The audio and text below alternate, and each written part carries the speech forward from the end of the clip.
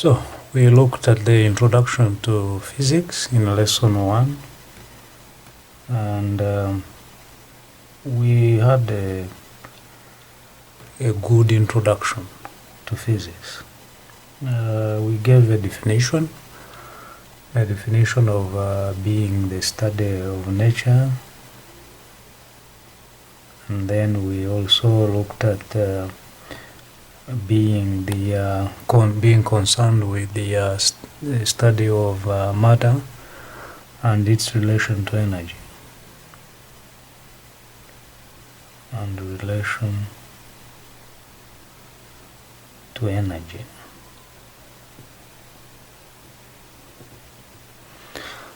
Yes, so in today's lesson, or in the lesson 2,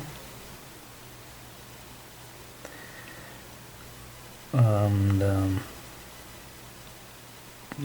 today's date is the 19th of May 2020. So I'm going to make a small review and then quickly go to the gist of today's lesson, which is conversion of units. Because we have to, if we are going to look at the matter, look at its relation to energy, and then if you remember, we talked about the fundamental physical quantities, and these fundamental physical quantities were a length that is measured in meters. We had mass that is measured in kilograms. These are standard international units. And then we had time that is measured in seconds. So we want to know, first of all, how do we convert these units as we try to move from one side to the other side, from small to big and from big to small. But physics is a wide subject.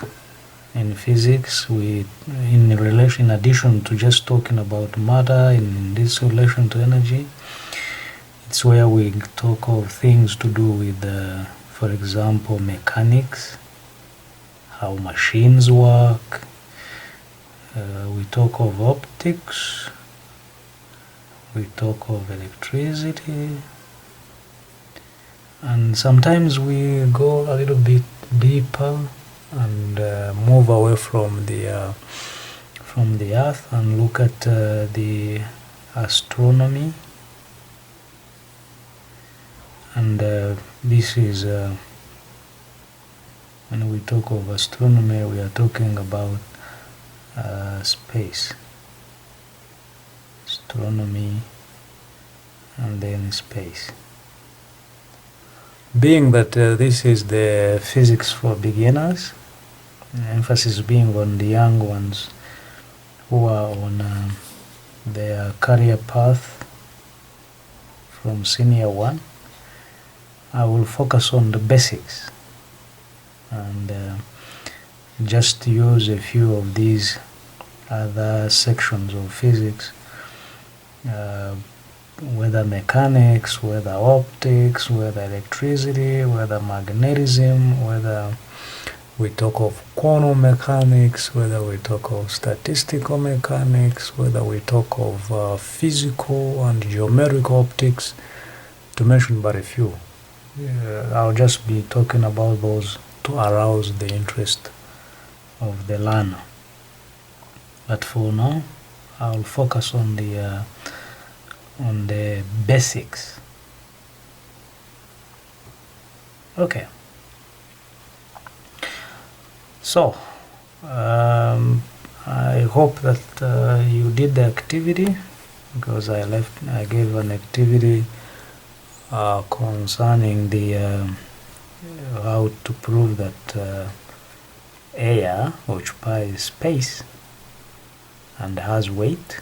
That is, you put a piece of paper or tissue inside a glass, dip it into water, and then find that the air will stop the water from wetting the piece of paper. So, for our lesson 2, we are looking at conversion of units.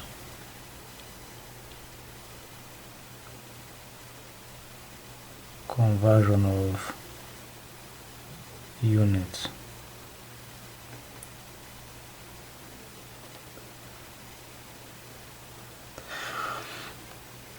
So we basically want to know if we are changing from small to big and big to small, how do we proceed in that relation.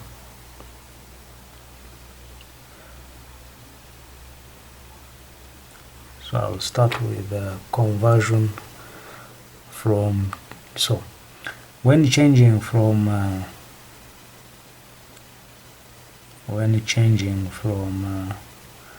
small to bigger units, to bigger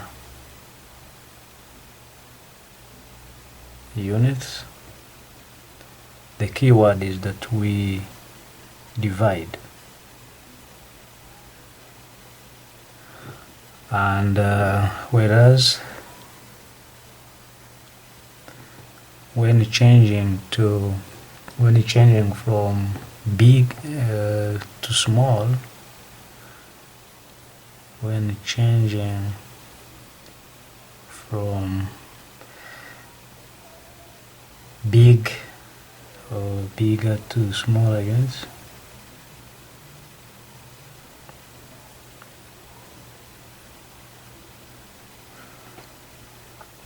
you multiply, or we multiply. Let me involve all of us. So we multiply,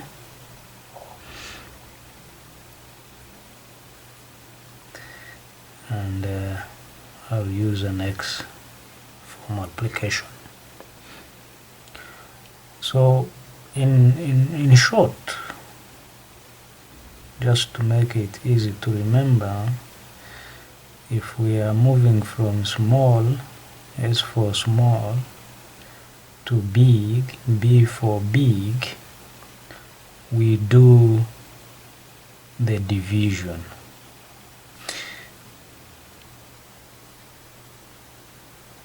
Okay? And then if we are moving from big to smaller, then we do the multiplication. So, first of all, if we can start with length, and as a way of getting the idea, for example, units of length. There is an acronym which we use, which is Kiss Her Dear Mary During Cinema Meeting. And this is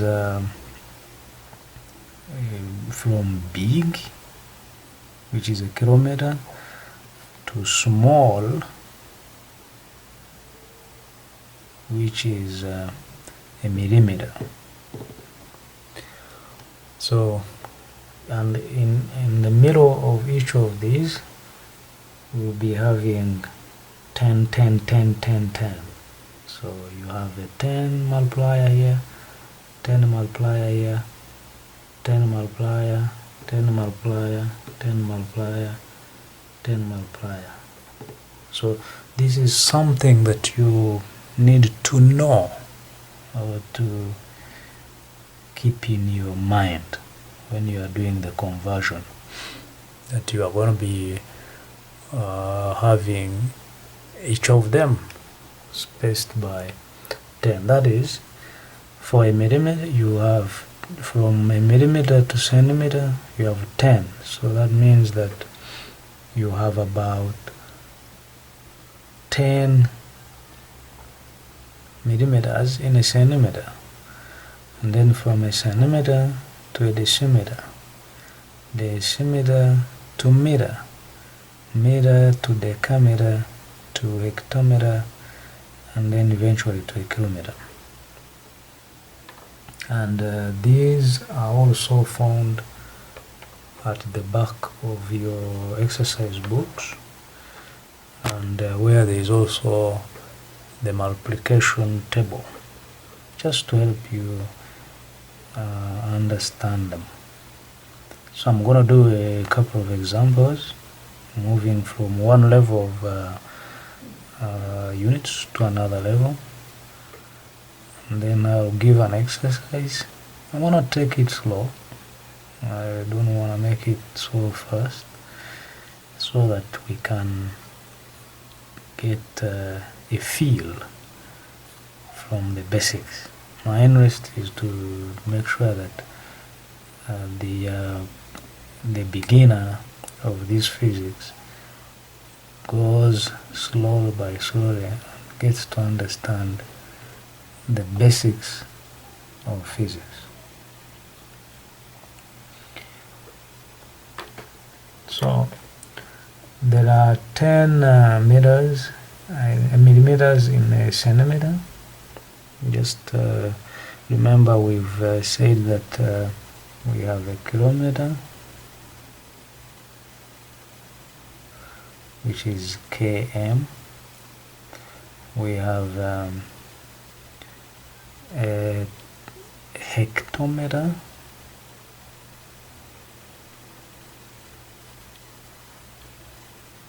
which we use h. Then we got the decameter, which is d. Then we have a meter. Then we have a decimeter. And then we have a centimeter.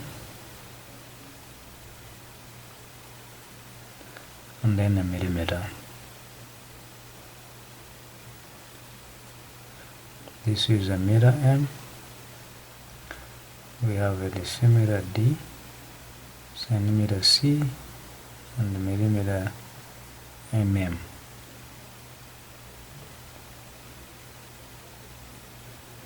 In between each of these is a 10, a value of 10, 10,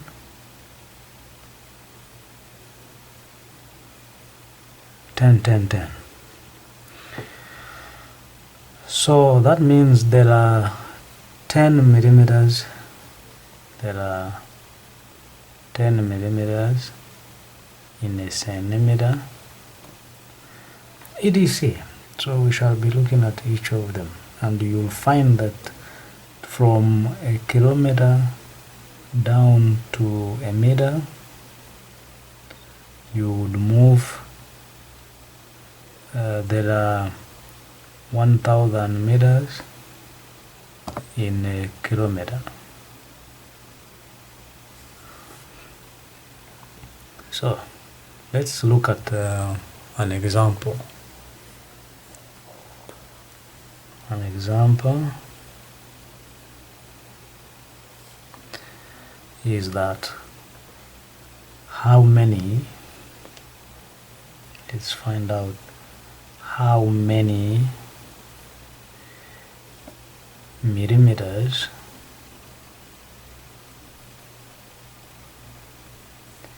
one would find in 4 centimeters.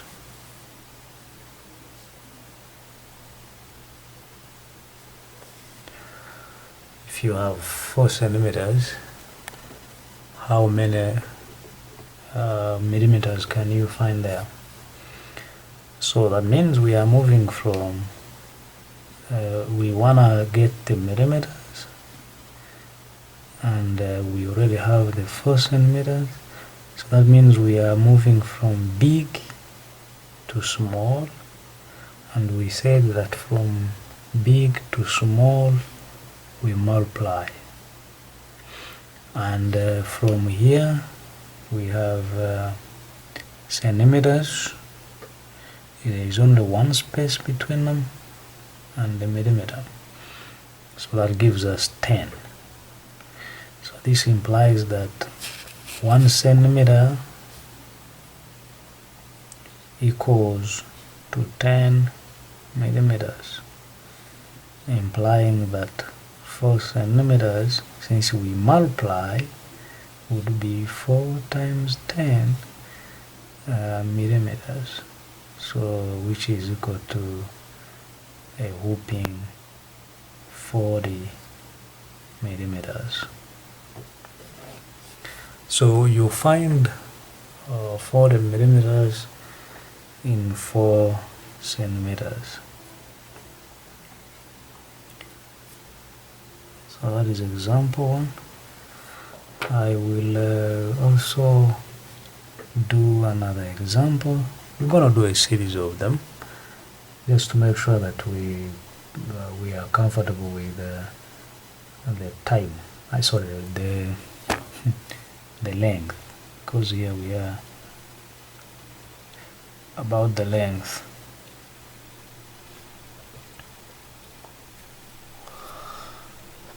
Okay, so we now look at the example 2.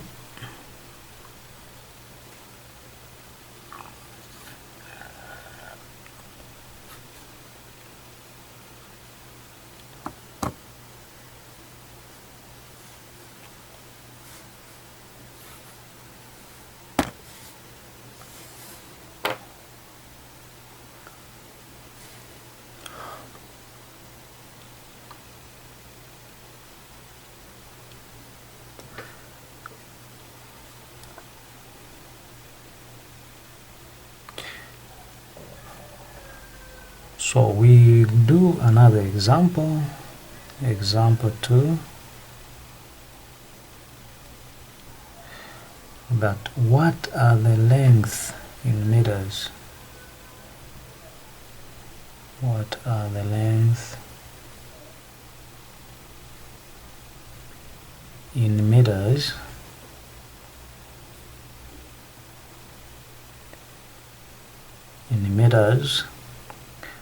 and the spelling of meter should be RE.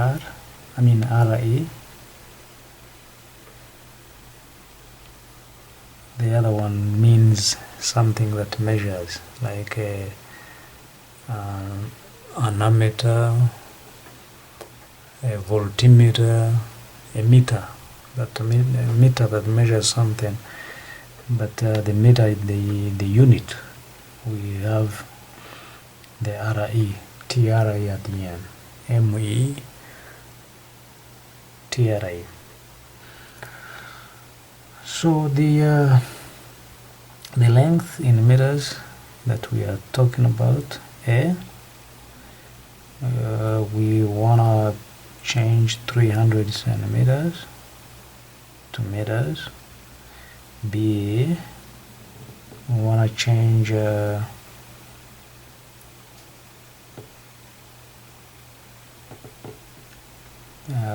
kilometers. Then the rest I'll give as an exercise, and then we proceed to time so that we can be able to cover a couple of things. This is just to let you know or give you a beginning of stuff so that the rest you can work on it on your own. Okay, so A, solution, from small to big, we said that we divide. So if that is the case, that from small to big we divide, that means that from 1 centimeter equals to, from a centimeter to a meter, we got 2 spaces. Each of the spaces is 10. So those are 100. So 1 centimeter is the same. Okay, to make it easy, we start by saying that 100 centimeters equals to 1 meter, meaning that 1 centimeter equals to 1 over 100 meters. So 300 centimeters would equal to, we divide. So that means that this would be the same as 1 over 300 times 100 meters. So this is the same as 1 over 30,000. This is equal to 1 over 30,000 meters. And we can, when we divide, this becomes 1 over 3 is a third, and if it is a third, it means that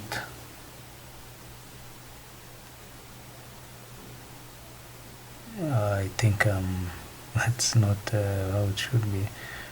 We are supposed to be dividing from big to small. We multiply,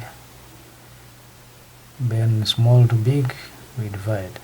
So if 1 centimeter is 1 over 100 meters, then 300 of them will be 300 over 100 meters. So this would be the same as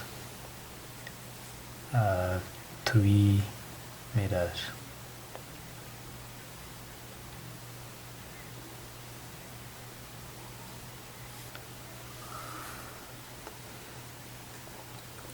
Sorry about this mistake, but it's okay. So we do the kilometer as our second solution.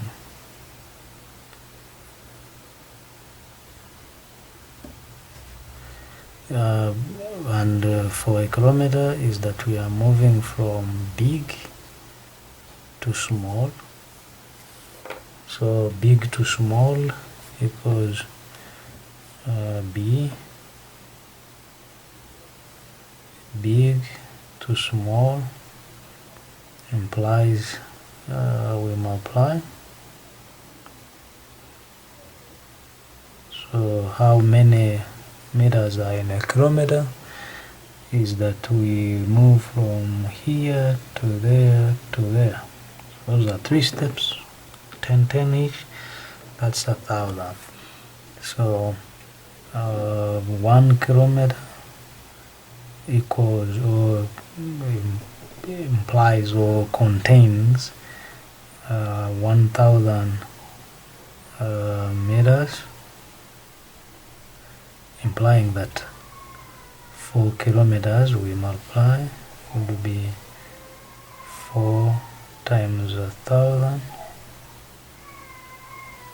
Therefore 4 kilometers are the same as 4,000 meters.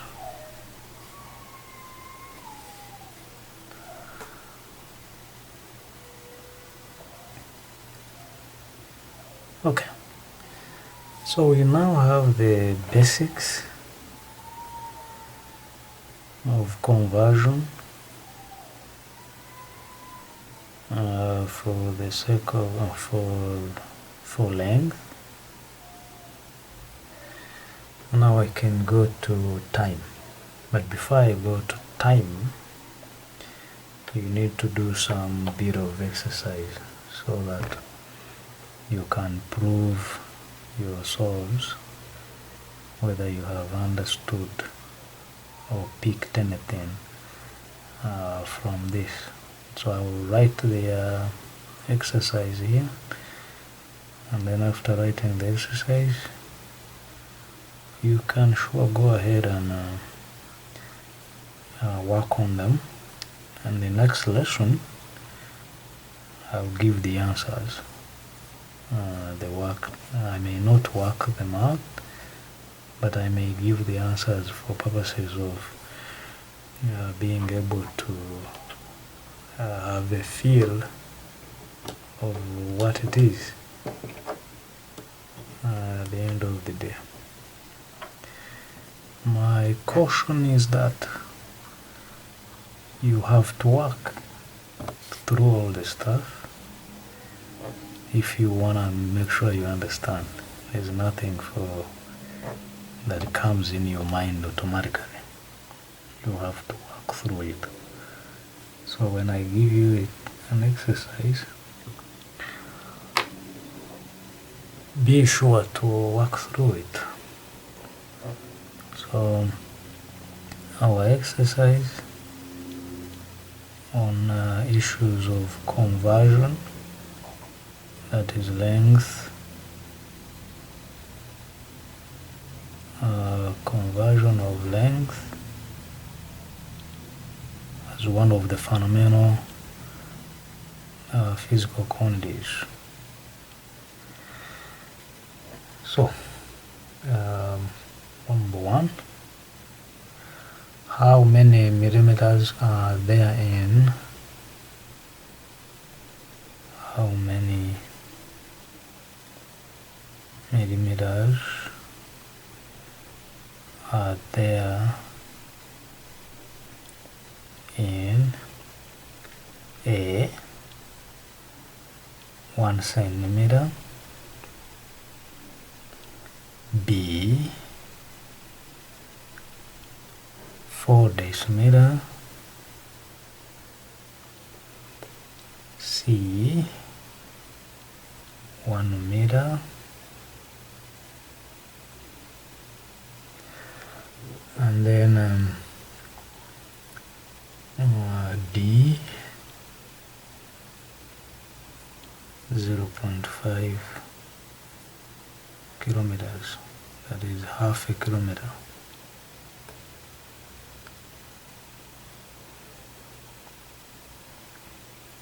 So that is number one.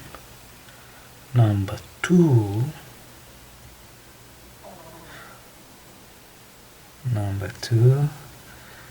what are these lengths in meters? What are these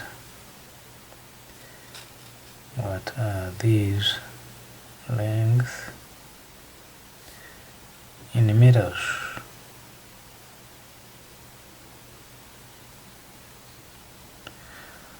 And we're gonna take A. Just I'm trying to be economical with the space. 300 millimeters. B,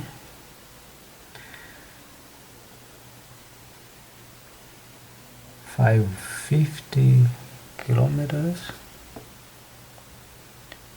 550 kilometers. C, 870 kilometers, and D,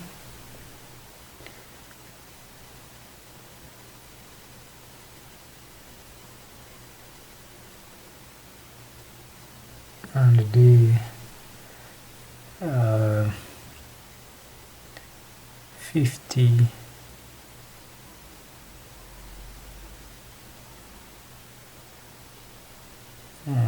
50 centimeters. Okay, so try to work out these numbers, and then that would be enough of length conversion, and then we move now to the next fundamental physical quantity, which is time. So next we go to the measurement of time. If you have any questions, I'll put a provision of where they can be aired in, but they can be put on the bottom of the video. I will be able to, as comments, and then I can be able to watch them, read them out, and then I can answer them with another video. So it should be easy to make this flow as a beginner in physics, so that you are able to get a feel of physics. I'm still trying to make sure that I give the basics, but as time goes on, I will accelerate it to make sure I talk about more to do with applications. But now let's first be systematic and focus on the good stuff. Okay, so the second part, we look at the measurement of time.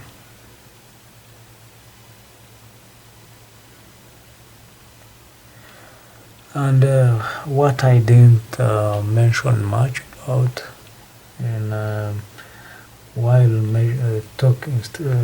when one talks about measurement of length, a few things that we use to measure length. We use tape measure if we are measuring longer distances, like when you are measuring a plot of land in feet or in acres, you use a tape measure.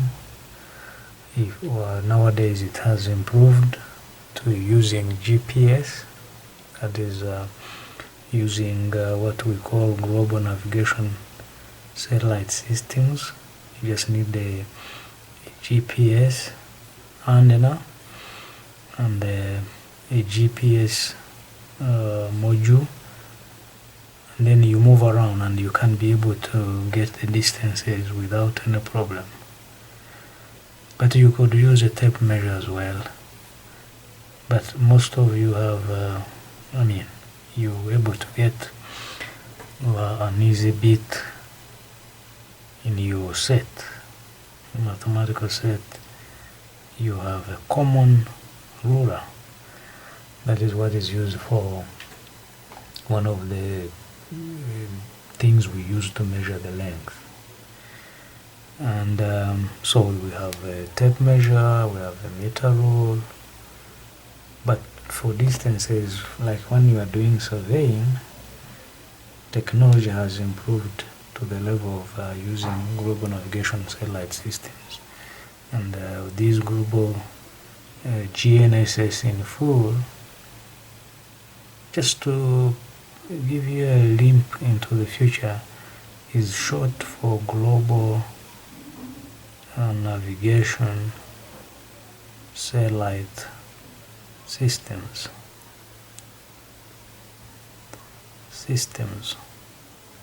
And these use a GPS as the basis, and GPS is short for global positioning system. And I can go ahead and talk about how do you do the positioning in this global. First of all, for a given satellite, you need to know its position, its velocity, and its time. And when you know these three, you are able to find out a given position by using what we call trilateration. In other words, you have each satellite going around singing where it is,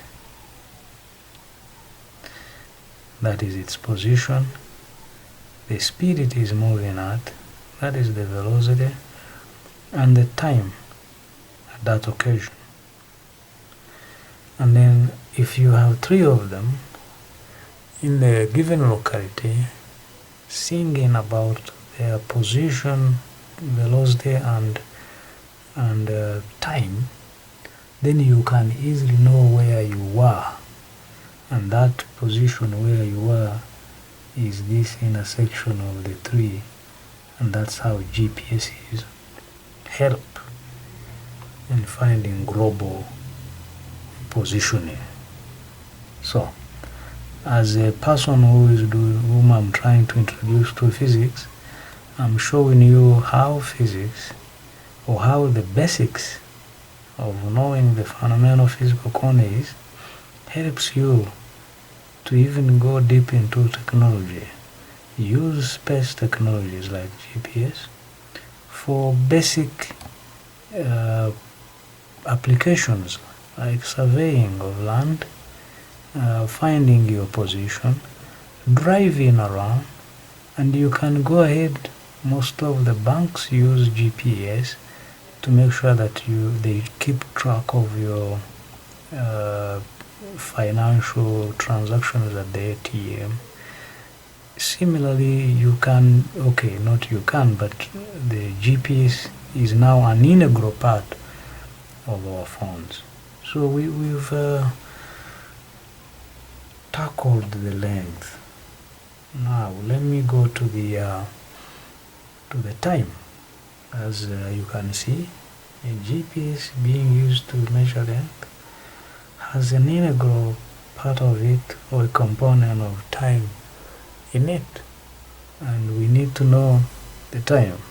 And all of us, including in a school setup, we have a timekeeper. So we talk of a clock, and if this is on somebody's wrist, we talk of a watch. And if you are using a smartphone, almost each of the smartphones now has what we call a stop time clock. So we begin with the SI units. SI is short for standard, that is S. I is international.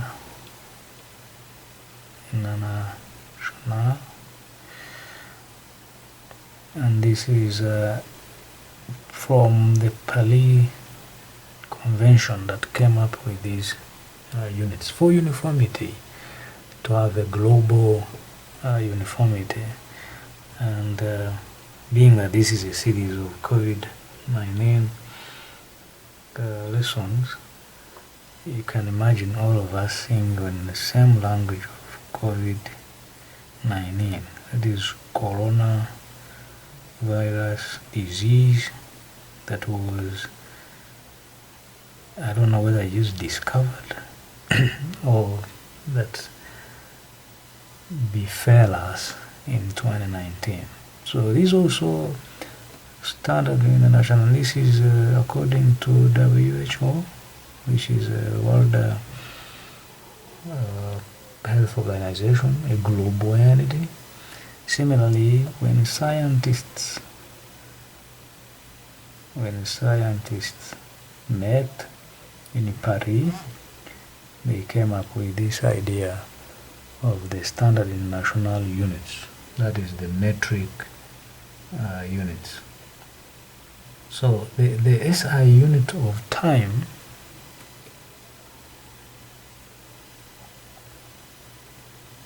is a second. So everything you try to talk about in terms of time, be pretty sure to state them in seconds. That is the standard. But we can go ahead, or we go ahead and have other units. We have an hour, a minute after second. Then so we have 60 seconds gives you a minute. 60 minutes gives you an hour. And then you have 24 hours would give you a day. And then you have 7 days gives you a week, 30 days a month, and then you have 365 days a year, or you have 12 months. So it depends on what you are trying to quantify in terms of time. And so S, small s, is the short for seconds. And then time can also be measured in, like I've already said, time can also be measured in, time can also be measured in, we can talk of the minutes, we can talk of the hours, we can talk of the days, we can talk of the month, we can talk of years, to mention but a few. And what do we use to measure the time? So time is measured using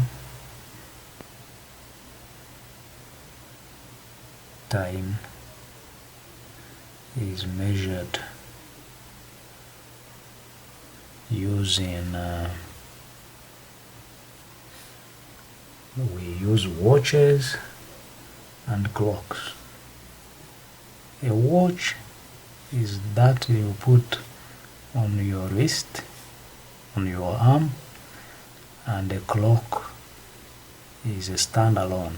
Either could be on the wall, could be something you place on the table, could be integrated on the computer, could be the one integrated on the phone. And when you go to the apps on the phone, you find that you got one called the clock. So basically the way we had the segmentation of different units within the length, each separated by 10, 10, 10, we're gonna have the segmentation in time as well. So in between seconds, so if I can repeat seconds here, in between seconds and minutes, you gotta have 60 seconds. In between the minutes and hours, you need to have 60 minutes to make hours, an hour. But this changes. 24 hours give you a day, 30 days to 31 days, and at times 28, for example for February, you get a month, and this is a constant. 12 months gives you a year, but that is for if you so rigid and you concentrated on being on planet Earth. If you go to Mars, things change. A year changes. If you go to Venice, it changes. If you are on the moon, things change. Because this is a day, being that we are on Earth, as we revolve around the sun, one revolution, when we spin as the earth, when we spin and make one spin, we make a night. So that gives us our 24 hours. But as we spin, we go around the sun, and this is what I'm talking about. So if this is the sun, and this is the earth, as we go around in the orbit, the earth spins about itself as it goes around the sun. A spin around about itself gives us a day, and then a revolution around gives us a year, and of course in the due course we get the month as we go around. So basically I will concentrate on our earth, and as you go and advance in this subject of physics, you should be able to get a more feel of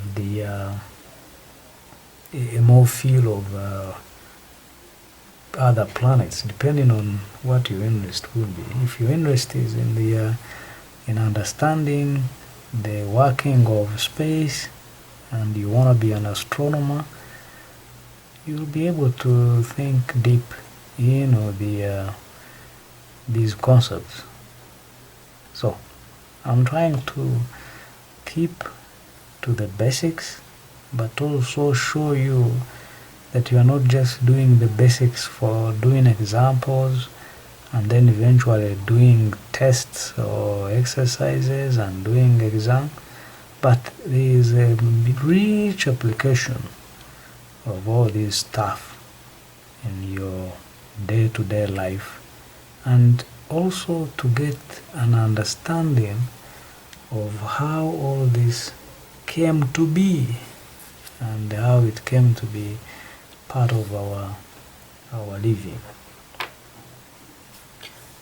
So I've already talked of the units, from smallest, which is seconds, then to minutes, and then hours.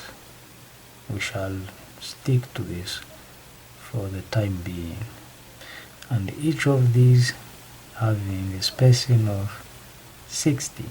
So you got 60 seconds in a minute, 60 minutes in an hour. And then we have the measurement or measuring instruments,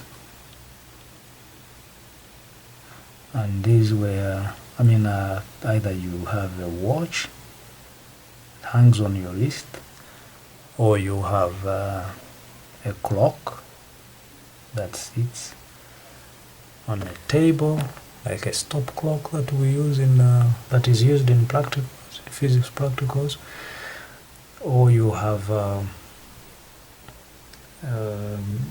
it on a phone, or you have it on any other device like a computer, to mention but a few.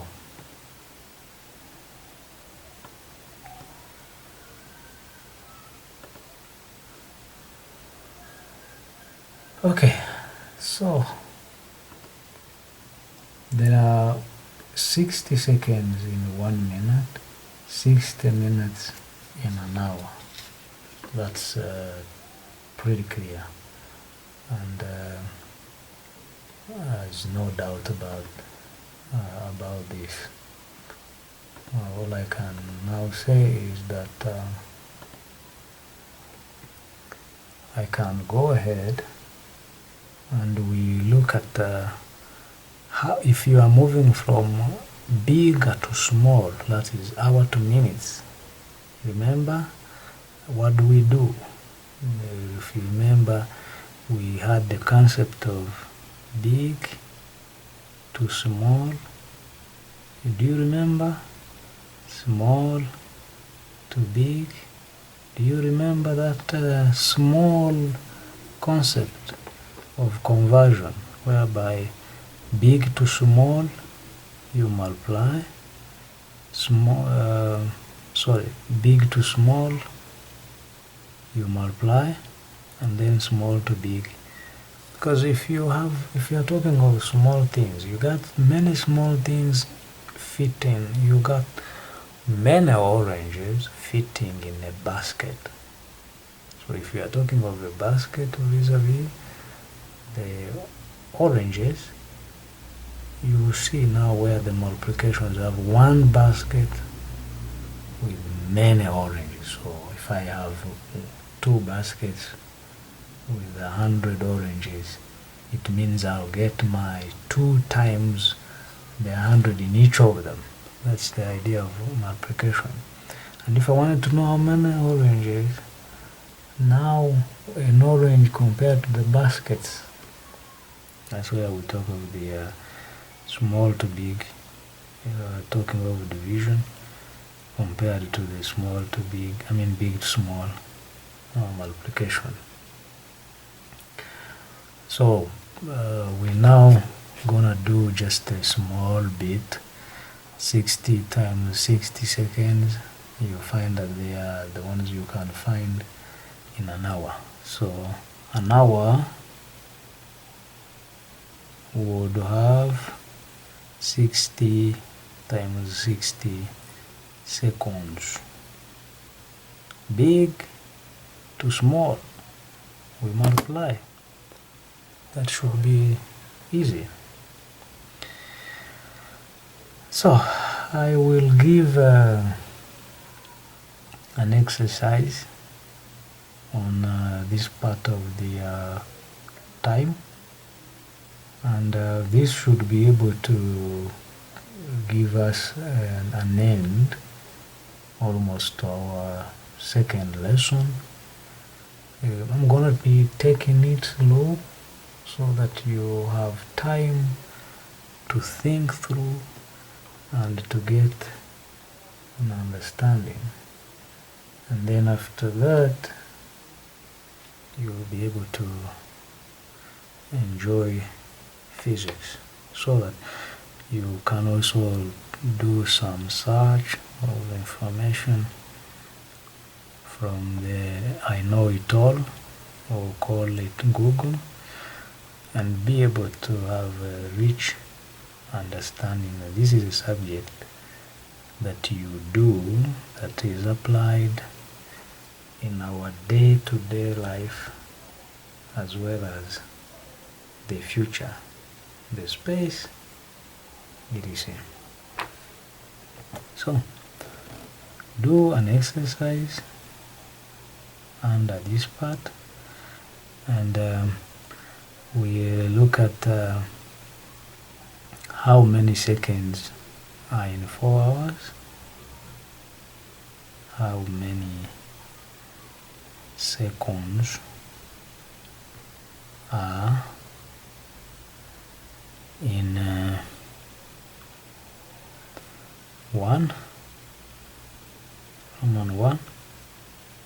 4 hours. I can give you a hint: big to small, you multiply. In 2 minutes, still this is big to small. And then 3, we put it a notch higher, in 5 days. And then if you can do these three questions, I am confident that you would be good now to start on something to do with the standard form. How do we remember when we end up having, I won't tell you which number will give you that, but if we end up having something to do with 140, 400, how can we express it in a better way? If we end up with somewhere 120 seconds, how can we express them in a better way? somewhere you will get an answer of 18,000. How can you express it in a better way? And that we call it a standard form. And once we have known something to do with the standard form, we shall actually know of these digits here, within these numbers, which of them can we call a significant figure? A significant figure. So if we get to know all this, and we have understood the basics, then we shall do that. After doing that, then go to the mass. The mass is a little bit more juicy because of its implications and being a basis of the matter. And then we shall now look at going deep into the instruments that we use in measuring the length and how they are. That is where we shall apply the concept of the significant figures.